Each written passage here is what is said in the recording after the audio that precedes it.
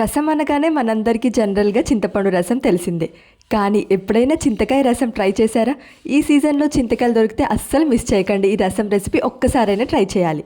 దీనికోసం ఒక 10 చింతకాయలు వాటర్ వేసి 5 మినిట్స్ కుక్ చేసుకోవాలి. చింతకాయలు సాఫ్ట్గా అయ్యేంత వరకు.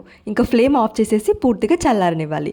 ఈలోపు ప్యాన్ పెట్టుకొని 2 టేబుల్ స్పూన్స్ ఆయిల్ వేసుకొని 1/2 టేబుల్ స్పూన్ ఆవాలు, జీలకర్ర, సన్నగా పొడుగ్గా కట్ చేసుకున్న ఆనియన్స్, ఇంకా 5-6 పచ్చిమిర్చి, కరివేపాకు వేసుకొని ఫ్రై చేసుకోవాలి. చింతకాయలు పూర్తిగా చల్లారిన తర్వాత ఇక్కడ చూపిస్తున్నట్టుగా చింతకాయ రసాన్ని స్ట్రెయిన్ చేసేసుకోవాలి. ఇంకా నెక్స్ట్ ఆనియన్స్ సాఫ్ట్గా అయిపోతాయి. ఇప్పుడు ఇందులో 1/2 టేబుల్ స్పూన్ పసుపు వేసుకొని మనం ముందుగానే స్ట్రెయిన్ చేసి పెట్టుకున్న చింతకాయ రసాన్ని కూడా వేసుకొని పులుపు అడ్జస్ట్ చేసుకొని ఇంకో గ్లాసు వాటర్ వేసుకోవాలి. ఇందులోనే టేస్ట్కి సరిపడా సాల్ట్, ఇంకా బెల్లం, అలాగే 1 టేబుల్ స్పూన్ ధనియా పౌడర్ వేసుకొని ఈ రసాన్ని బాగా మరగనివ్వాలి.